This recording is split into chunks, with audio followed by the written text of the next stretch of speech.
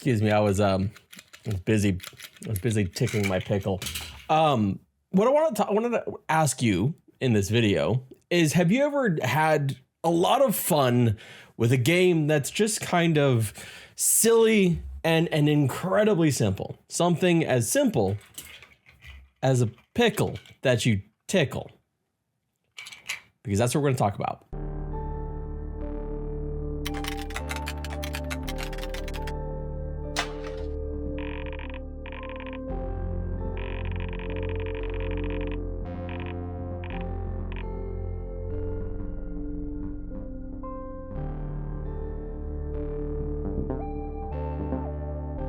For no discernible reason, you approach the calm shopkeeper and begin to attack him.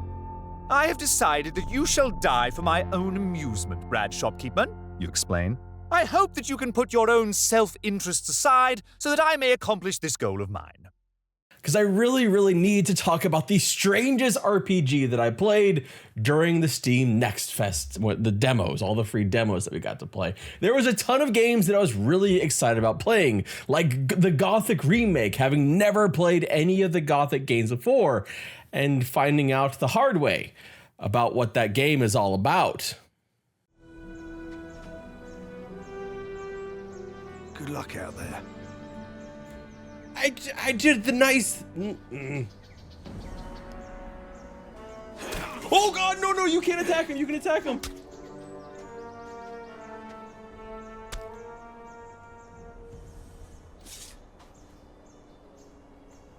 There was also Solasta 2, the game that I have high hopes for, really kind of scratching a little bit of that itch of Baldur's Gate 3, kind of being the advancement from essentially the first game to a second game, kind of like Divinity Original Sin to Divinity Original Sin 2.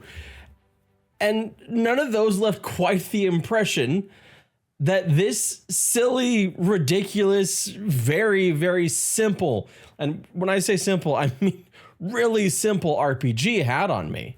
And it's an RPG straight out of the 1980s. A text-based RPG. I won, you stupid wolf, you say. You kick the lifeless pile of bones a few times for good measure. The way up the stairs is now clear.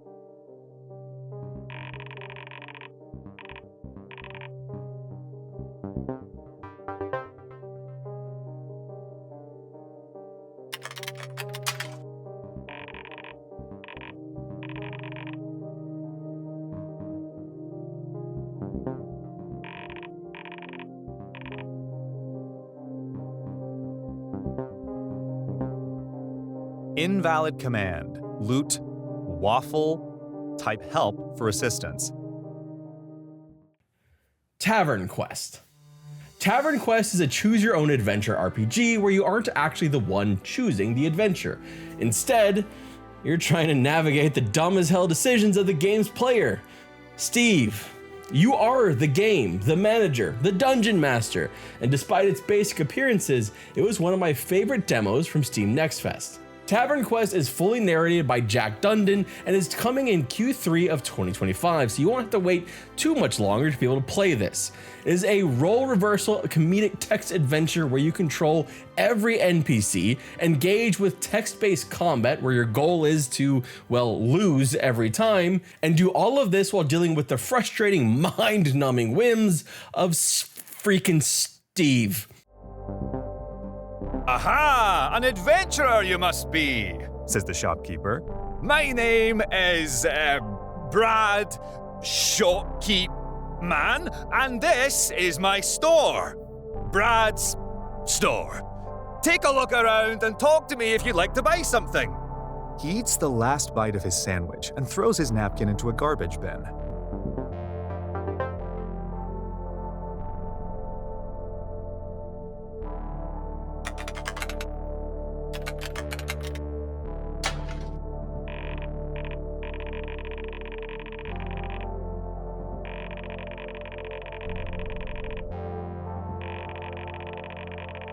Steve feels like that one person in your D&D group that you just want to The one that just like makes sure that everything goes wrong. And you know, I'll be honest. I have been Steve.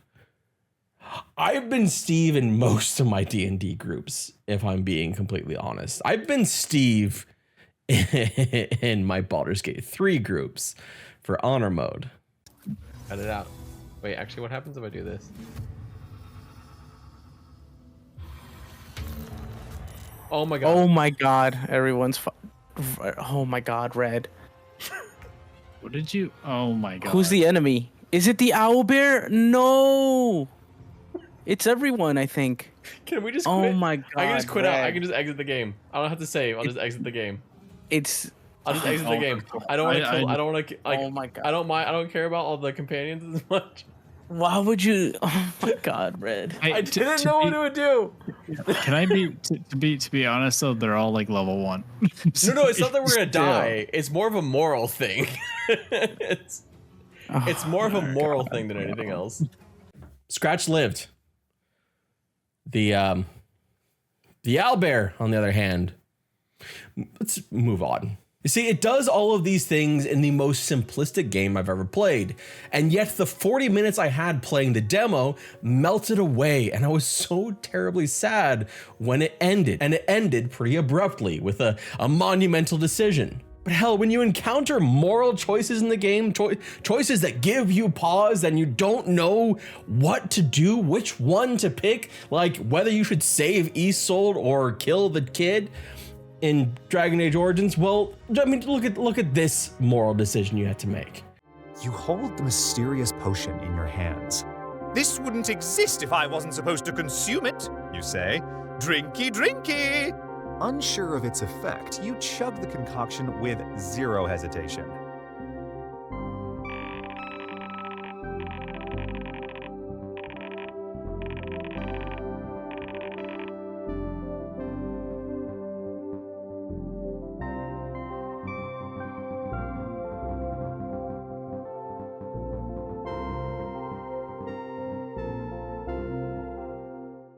But then there's, thankfully other times where the game makes it really easy for you because it gives you 2 throwaway answers and 1 obvious choice to make.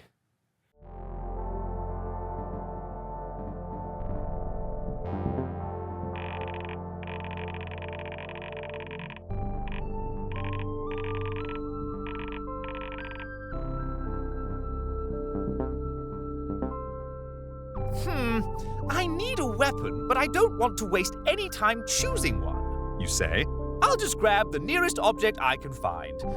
How about this can of beans? You equip the can of beans. But I don't want to leave the impression that that's all this game is. Oh, just a tongue-in-cheek, cheeky game to go and play with and make you laugh. Because it is that. It is a tongue-in-cheek, cheeky game. Laughing was the #1 emotion. But one of the things that I was really impressed with was the quality of the voice acting in this game. And actually the quality of the writing itself, like this. You arrive at a large stone tower emerging from the lush thicket of the forest. The hulking obelisk towers over the surrounding canopy, with decorative turrets jutting outwards like claws. Ivy overgrowth crawls up the structure's exterior, leading you to wonder, is this long abandoned or reclusively inhabited? An imposing wooden door is the only viable entrance you see.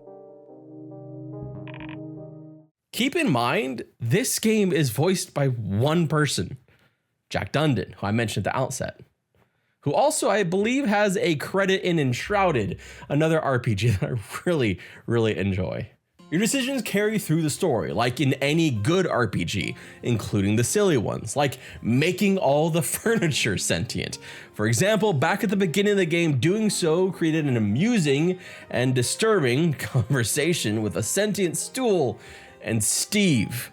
That one just felt wrong on like many levels. But it came back. It came back later in the little story. Making that decision to go with the sentient furniture instead of the loose bowels, which that wouldn't have come back to. It came back in the story when later on there was an armoire as you're going into the wizard's tower. An armoire that I knew from another friend's playthrough that actually contained weapons. Weapons that in my version of the story, Steve didn't get because an armoire could talk.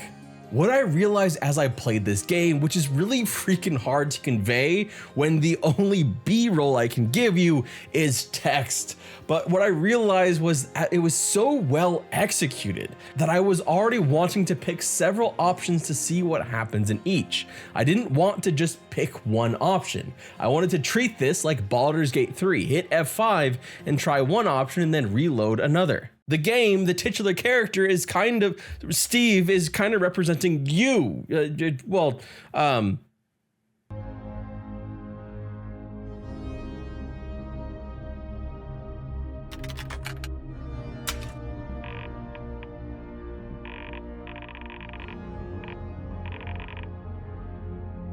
At least a more immature you, a you from the 1980s. And they continuously throw curveballs. Like, you're not really, like, you get to the point where you're kind of just expecting the unexpected in this game, like attacking the bartender. You know, like I really keep coming back to it. It is like being the dungeon master for a D&D campaign solely with your most erratic friend. And in that vein, it even gives you the same kind of ability to fudge the numbers a little bit, like a good DM will, because, you know, basically, you know, just kind of following the rule of fun.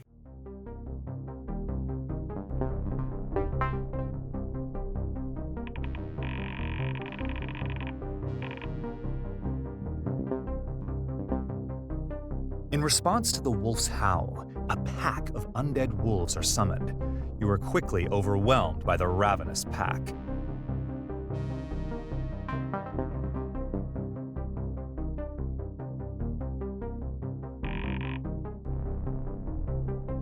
Your lifeless body falls to the floor.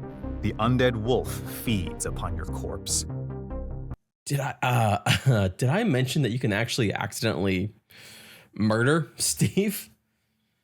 In the combat mechanics, you kind of have to choose how you're going to lose. For example, on the second way around after I killed Steve with the wolf, I was trying to actively save him, but I did so much damage with the first two bite attacks that I did that I had to pick Howl as my third attack, the same attack that actually insta-killed Steve before.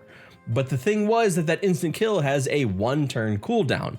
Taking 2 turns to do so meant that Steve would get 1 free attack, which was just enough to kill the wolf. You're essentially saving Steve from himself, but also making the game as difficult or as easy as you want. I could have given Steve better weapons, could have made him more cautious, chosen a goblin instead of an undead wolf. There are a myriad of different branching choices I could have made in this little standalone demo. If any of that sounds like fun to you, and I know it's weird, just trust me on this one, it was fun. Like, I don't know how else to put it. It is simple, so if you need a lot of graphics, if you need something fast-paced, then no, it's not gonna be for you. But if you're at this point in the video, and you heard me just like, you know, yammer on and yap for this long, then maybe you are fine with something a bit more slow-paced. So definitely check it out. I've wishlisted it down below, so you can see what it's all about. It doesn't have any, like, there's nothing else to learn about it. This is it. The demo is standalone, so that there isn't like a whole other, there's going to be a whole new campaign when you actually play the game itself. And I for one, am looking forward to this. This for me is a really great stream game. And it's one of those things where I really hope that they can expand on it and add different things, like add the ability for people to, you know, like crowdsource it a little bit and pick decisions with your Twitch chat. But thank you so much for watching. My name is Redbeard Flynn, and I hope you have a wonderful, wonderful day and make better decisions than Steve. Fuck. Wow, a talking stool. This is so much cooler than whatever quest I was doing, you say. So what's life like as an inert object? Spare no detail. I'm in no hurry. I'm sure this will be fascinating.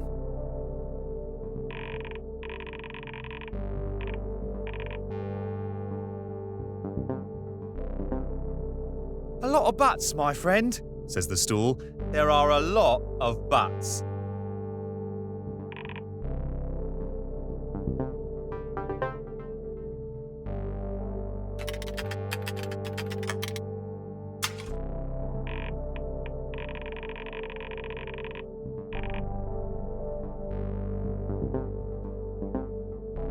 Ah, remarkable, you say.